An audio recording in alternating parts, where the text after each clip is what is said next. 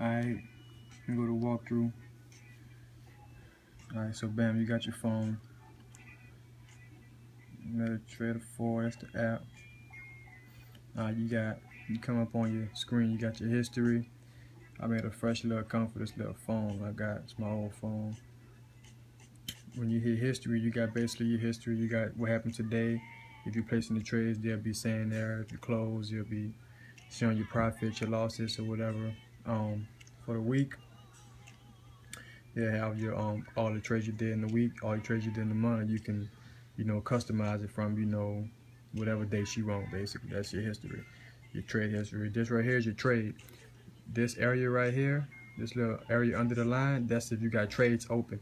If you got trades open, whenever it comes to this part, you'll have everything you have open right here, whether it's 1 or 5, everything will be open right here. History is when everything is already closed up. So if you got trades open and it's your first time, you won't have none in history until you close those trades that you have open. Chart, so whatever chart you got, popping, whatever. So for example, the most popular pair is Euro USD. What I did was I went to quotes. Quotes is where you got everything at. Advanced, it shows you like the spread. So if you subtract, look at remember I told you this works by the last few numbers. Don't worry about too much more. So let's say if you subtract, 248. Now that's a lot. The big numbers, the big blue numbers. The highs and lows, just the highs it been for the day and the lows it been for the day. So your spread is 67 minus 81. That's around 20. Minus 8, so about 12. Your spread is 12. Just looking at it at a glance, you see that you look at this number right. You 98.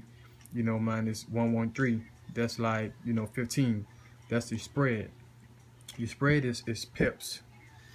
I'll show you what I mean. So I don't use that though. If you ever want to use that, I'm just showing you that I use simple, because I just already kind of know the spread. It tells you right there. You're looking at it the same way, but if you want to see the high and low today, which don't really matter, unless you using the style where it matters, in the future, just use this because it tells you the same thing. 67 minus 81, the same numbers. You see your spread right there, and it's closed right now. The market is closed, so you're not going to see too much movement. That's why everything is still. But when the market opens and is open, these bitches are flashing and moving. All that shit. Like all these numbers are changing and shit. From 5 o'clock in about 2.5 hours, whatever, till Friday come up and they close at 5 p.m. Then the market only closed for a day and a half or whatnot. So you hit one and you can hit trade. It's when you open up a trade, whatever you buy or sell. You can do it like this, where you adjust how much you want to be, or you can go there and put 1.00, whatever, however you want to do it. All right, with chart, quotes, you hit one of them, you hit chart, bam, you're in your chart, whatever, right? Okay, so being in your chart, now this is what you're looking at to want to place trades and stuff like that. You see this chart come from a signals that's telling you it's going to go down. You're going to be like, okay, I think it's going down, let me sell. I think it's going up, let me buy. You hit trade right here and hit either sell, see market's closed, or hit either buy or whatever. Let's say you want to calculate what's going to happen. So you hit these buttons up here, this right here, this little cross, this cross, you move it around and it tells you where you at in the market. So at this point, when I'm looking at this candle right here, that's telling me that that's the 16th of July at 12. You can use the hour chart. Same thing. It's telling me this happened at 23rd July at 6 GMT. GMT is the time zone that they use for these trader apps or whatever. So 5 p.m. Eastern time, which would be 4 p.m. your time, I guess. Is 0, 0, 0, 0. Let's find a 0. So 0 right there. That's when the market open. Whether it's a day or whether it's a Sunday, whether it's for the week or for the day, it opens at 0, 0, which is 5 my time. And say for example 9 GMT is the time I like to get up at 2 in the morning and look for setups. 9 GMT right there. That's 2 in the morning. No, that's 10. Here you go. but you know, 9 or 10 give or take. That's 9 right there, the blue one before the takeoff. You know, you want to scan at certain times. You know, this is a whole strategy I can't really get into right now for you, but you use that little cross right there to see, you know, the back test and see when things happen or whatever. This right here, don't even fucking know, never used it. Right here, you got shit that you want to use. You gotta have your little rectangle on deck at all times. And basically, I just went to add objective. Look for the rectangle. You see it's up there, so once I use it, close that out. Once I use it, you see what the rectangle doing? It's showing you the distance. So when you want to say how much you want to get, you want to say, okay, if I get in right here, when that candle closes, that let me know that it's going back up.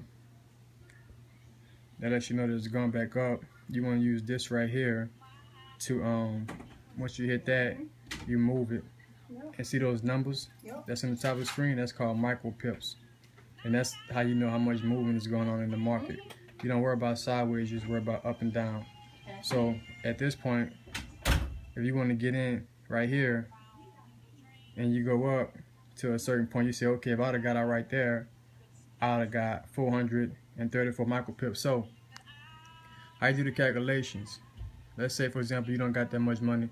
Let's just say if you got a lot of money, you ain't about to come out the gate, you know, smashing. So let's say you do 0.10. You would times that by the micro pips, 400. You'd have made $40. Let's say you had one standard in. One standard is easy because it's basically you get $1 per micro pip. So 400 is, one standard, 400 is, you know, 400. You know, and if you do something like 0.25, obviously that's gonna be like 100. You know what I mean? So that's how you do all your calculations. So for example, if I got something with a spread, if I got $200, if I got $200 and I'm trading something with a spread of, you know, 30, that means you automatic, your spread is what you come in at a loss with. That's why you gotta know what your spread is. When you're looking at this right here, when you got your quotes, you're looking at your spread, you wanna know how much your spread is. That's micro pips because you wanna know how much you come in at a loss with. So let's say, for example, you got a spread of 30. And you got $200 and you want to bet 10 cents. So and you want to use a 10 cent lot. So you say 10 times 30 equals 3. So you know you're already coming in with a $3 loss. And let's say you want to say, okay, let's say the market goes, you know, 200 pips, 200 micro pips against me. You do 0.10 times 200. You know you got the potential to be down $20 or whatever. You know that's what stop losses and take profit come in at. I have to show you some of those things once the market open. This is a little video introduction to the the MetaTrader though. So you got your chart. You hit that little top thing up here. I don't know if you can see. I'm doing a lot on the phone, but not looking at the camera. You hit that up there. You know I don't never look at no minute, no 5. I don't even look at the 15 hardly too much. I look at the hour, the 4 hour, the day chart. But just in case you know find something online or find a strategy that you like and you want to use different time frames, you do. I know people that use all time frames, whatever. You know, I used to use the 15 a lot. I went from the 15, 30 an hour to now I'm just, you know, hour and 4 hour because I'm trading more. I'm trying to hold on to stuff. I ain't trying to day trade no more. But that's how you work your way around here. You know, you got your quotes. You want to add quotes. Once you find stuff you want to add, just go to Forex and you look stuff up. Now, basically, they don't have all the quote, all of. This is demo, so they don't have all of the currency pairs. They have some of them, whatever, right? They don't have a lot of the exotic stuff, but it don't matter. Just practice on here, and once you get live, you'll have more options. Now, for example, okay, another thing I want to show you. So see how I got, you know, stuff here. This is just levels, just stuff I'm counting or whatever. Let's see. Okay, EU. I was playing with that. So you see how I got this set up here where I got lines and all that type of stuff? Now, you can do the same stuff on here. Alright, chart. And you go to this stuff up here that I was showing you. Now the horizontal lines, like I got right there, and I'm using the 4-hour chart. So let me go back to the 4-hour chart. And I'm going to kind of cross-reference to see where I got it on here. So I want to put it on here. So I do that, delete this really quick. Alright, so it looks like I'm at that last little drop. So now I got identical line right there. Then I got another line that's going up from the wicks. It's kind of like the stuff that I showed you in that one YouTube video. Okay, bam. Or is it touching? No, it's not touching. Hold up.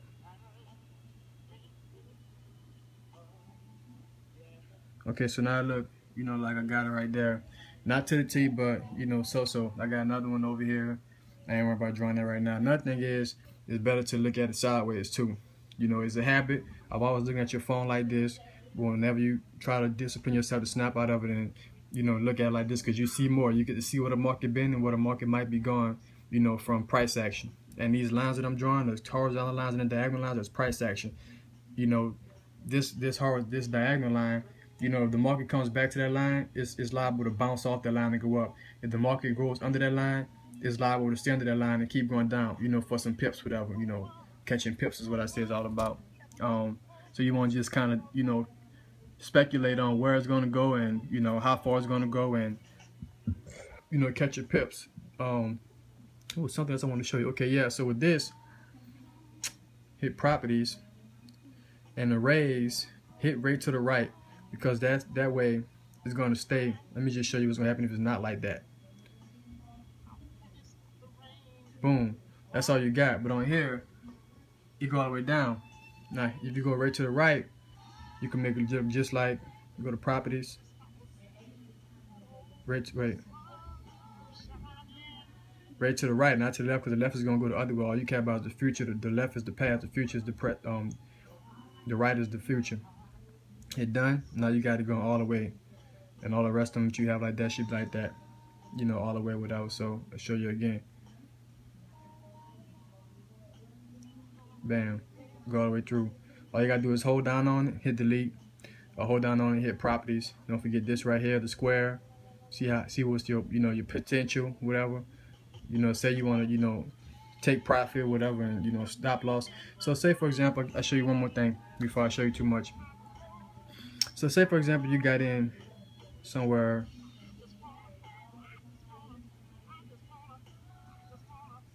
I don't know, let's just say you got in right here at the bottom of this, and you say, okay, I'm going to hold it until it gets back up to this area. And I think that it's going to drop back down when it gets close to this area, because, you know, it's kind of, you know, resistance. You know, resistance is when it goes to a point it drops. You know, then it breaks resistance, then it goes to a point and it drops, and then once so basically a high point it goes to and drops, that's resistance. A low point it goes to and drops, it's called support. So you say, okay, hey, this looks like resistance. I'm going to hold to this point right here because of that previous, you know, resistance, and I believe it's going to drop again. Another reason why is because, okay, it had a gap. You say, I believe it's going to fill that gap and then come back down or whatever. So you take this little arrow right here and you move it to see where that point at, and you look over to the side and see 10822. When you hit a trade, your take profit will be 1.0822, whatever the thing was. Okay, that's take profit. Now stop loss is, okay, you get in right here, but I'm going to say if it goes too far against me, I don't want it to go that much against me. I'm going to stop it. I'm going to stop it from going too far against me if it goes to 1.09026, whatever. You hit stop loss at 1.09, you know, 026. You know, that'll be your stop loss, is where you're going to stop it from going too far against you. It's going to automatically, you know, make you take a loss at that mark before going too far against you. And take profit is the part where you say, okay, once it goes, you know, to this mark, I want you to, you know, take my money, whatever. So, I don't know how it is on this phone, if I got it set up to where once you place trades and put stop losses and take profit, it shows on the screen for you. But if it do or it don't, I believe you just tap the screen, go to maybe settings, and I think trade levels, where it shows you, like, you know, when you place a trade, it'll put, you know, it'll show your line where you place your trade. It'll tell you buy and sell, it'll tell you the amount. If you put a stop loss, it'll show your stop loss line. If you put a take profit, put your take profit line. Once the market opens, I'll do some live stuff for you, but just go ahead and let this sink in really quick.